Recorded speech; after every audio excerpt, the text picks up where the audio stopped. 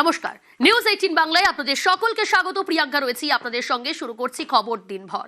শুরুতেই একটা গুরুত্বপূর্ণ খবর দিই। এসআইআর এর জয় নির্বাচন কমিশনের। এসআইআর বৈধ জানিয়ে দিল দেশের শীর্ষ আদালত অর্থাৎ সুপ্রিম কোর্ট। দেশ জুড়ে এসআইআর চলবে এ কথাও জানিয়ে দেওয়া হলো সুপ্রিম কোর্টের তরফ থেকে। আরো একবার আপনাদের জানাই এই মুহূর্তের অত্যন্ত গুরুত্বপূর্ণ খবর। এসআইআর এর জয় নির্বাচন কমিশনের। এসআইআর বৈধ জানিয়ে দিল সুপ্রিম কোর্ট। দেশ জুড়ে এসআইআর চলবে এমনটাও জানিয়ে দেওয়া হলো সুপ্রিম কোর্টের তরফ থেকে। অবাধ নির্বাচনে এসআইআর এর বিকল্প নেই এমনটাও সুপ্রিম কোর্টের মন্তব্য। গণতন্ত্র প্রতিষ্ঠায় এসআইআরই একমাত্র পথ। আরো ডিটেল জানার চেষ্টা করব।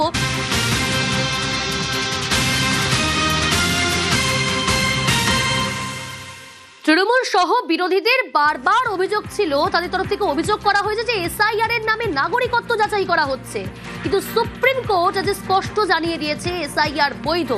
কি পর্যবেক্ষণ, আরো ডিটেল জানবো এই বিষয়ে। অর্ণব রয়েছে আমার সঙ্গে সরাসরি। অর্ণব, এই অভিযোগ তো তৃণমূল সহ বিরোধীরা বারবার তুলেছে যে এসআইআর এর নামে নাগরিকত্ব যাচাই করা হচ্ছে।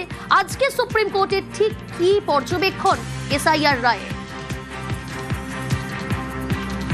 দেখো, দেশের প্রধান বিচারপতি এবং একই সঙ্গে বিচারপতি জয়মাল্য বাগচির এই রায়ের একটা সুদূর প্রসারী প্রভাব রয়েছে এবং এই রায় বা এই মামলা বিহার এসআইআর থেকে শুরু হলেও এই মামলার একটা বড় সড়ো প্রভাব যে গোটা দেশে নির্বাচন কমিশনের কাজে থাকবে তা এই জাজমেন্টে স্পষ্ট। আমি দুটো বিষয় উল্লেখ করতে যাব, তুমি যেমনটা বললে, এবং সেখানে পরিষ্কারভাবে 123 নম্বর পাতায় যেমনটা বলা হয়েছে এবং তারও ঠিক আগে আমি যদি বলি 122 নম্বর পাতায় যেটা বলা হয়েছে জাজমেন্টে, সেখানে বলা হচ্ছে নাগরিকত্ব যাচাই।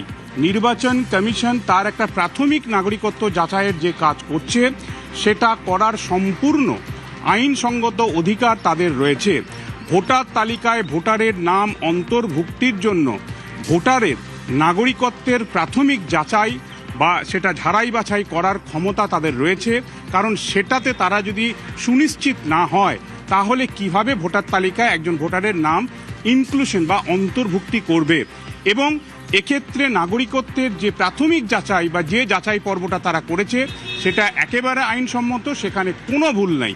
শুধু তাই নয়, নাগরিকত্ব যে যাচাই করেছে নির্বাচন কমিশন, এই কাজটা আদতে সিটিজেন্স যে অ্যাক্ট রয়েছে আমাদের, অর্থাৎ নাগরিকত্ব যে আইন রয়েছে 1955 সালের, সেই অনুযায়ী যে কম্পিটেন্ট অথরিটি সংশ্লিষ্ট কর্তৃপক্ষ তাদের নাগরিকত্ব দেওয়া না দেওয়ার মধ্যে কোনো রকম বিভেদ নেই, কোনো রকম দ্বন্দ্ব নেই।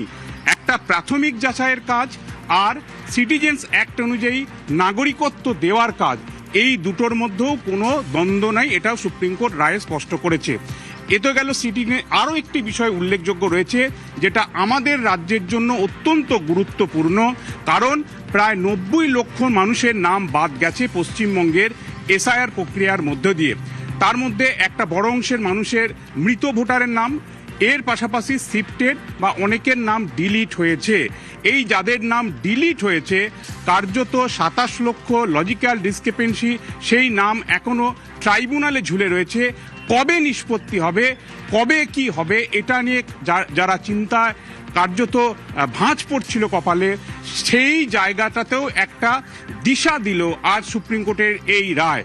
সেখানে বলা হয়েছে যে যাদের নাম বাতিল হয়েছে, যাদের নাম ভোটার তালিকায় নেই, সেই কাজটা যদি নাগরিকত্ব না হয় এটা ধরে নিয়ে তাদের নাম বাদ দিয়ে থাকে, তাহলে 4 সপ্তাহের মধ্যে সিটিজেন্স অ্যাক্ট অনুযায়ী যে নির্দিষ্ট দপ্তর বা সংশ্লিষ্ট কর্তৃপক্ষ রয়েছে সেখানে তাদের নাম পাঠিয়ে দেবে।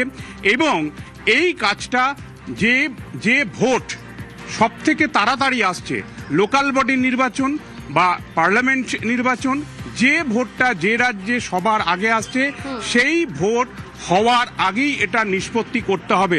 মাননীয় মুখ্যমন্ত্রী শুভেন্দু অধিকারী বারবার বেশ কয়েকটা জায়গা বলেছেন সম্ভবত নভেম্বর বা ডিসেম্বরে আমাদের রাজ্যে পুরো ভোট। কাজেই এই নভেম্বর বা ডিসেম্বর যদি আমরা ডেডলাইন ধরি, তার আগে যাদের নাম ডিলিট হয়েছে, নাগরিকত্ব নয় এটা যাচাই করার পর কমিশনের সিদ্ধান্তে তারা সম্ভবত এই নভেম্বরের আগেই আজকের সুপ্রিম কোর্টের রায় অনুযায়ী তাদের নাম অ্যাডজুডিকেশনে, অর্থাৎ দেশের নাগরিকত্ব যাচাই যে কর্তৃপক্ষ রয়েছে বা দপ্তর রয়েছে সেখানে তার একটা সুযোগ পেতে চলেছেন, যেটা খুব শীঘ্রই অর্থাৎ হয়তো সাধারণ ফয়সালা পেয়ে মানুষের মধ্যে যে ভয় তৈরি হয়েছিল এই রায়ের পর, সাধারণ ভোটারদের মনে নাগরিকত্ব চলে যাবার সেই ভয় একেবারে কেটে গেছে। একই সঙ্গে আবারও বলবো, তৃণমূল সহ বিরোধীরা বারবার যে অভিযোগ করেছিল, যে বলা হচ্ছিল পিছনের দরজা দিয়ে এনআরসি হতে চলেছে, এমনটাও মন্তব্য করা হয়েছিল। আজকে আদালতের যে পর্যবেক্ষণ, সুপ্রিম কোর্টের যে পর্যবেক্ষণ, তা সম্পূর্ণ খারিজ হয়ে গেল বিরোধীদের অভিযোগ, তাই তো অর্ণব? একেবারে তাই। আমি আরো একবার 122 পাতায় সুপ্রিম কোর্টে যে রায় রয়েছে সেই রায়ের দুটো অংশ আমি একবার পড়ব। সেখানে স্পষ্টভাবে বলা হয়েছে, the commission is empowered in the exercise of the constitutional mandate to undertake a limited inquiry into citizenship for the purpose of satisfying itself as to eligibility for inclusion in the electoral roll। অর্থাৎ স্পষ্টভাবে বলে দিল, voter তালিকায় কোনো ভোটারের নাম সংযুক্ত বা অন্তর্ভুক্ত করার জন্য নির্বাচন কমিশনের এই নাগরিকত্বের প্রাথমিক যাচাই পর্ব করার সম্পূর্ণ অধিকার রয়েছে। কাজেই আমাদের রাজ্যে তৃণমূল কংগ্রেস বা বিরোধীরা গেল যে রব তোলা হয়েছিল যে এই এসআর এর মধ্যে দিয়ে এনআরসি ঢুকিয়ে দেওয়া হচ্ছে, সিএ ঢোকানোর চেষ্টা হচ্ছে, কার্যত তা না, একেবারে আইনসঙ্গত একটা সিদ্ধান্ত ছিল এবং আইন মেনে কাজ করেছে নির্বাচন কমিশন। সেদিকেও আজ পরিষ্কারভাবে রায় উল্লেখ করে দিল দেশের শীর্ষ আদালত। বেশ।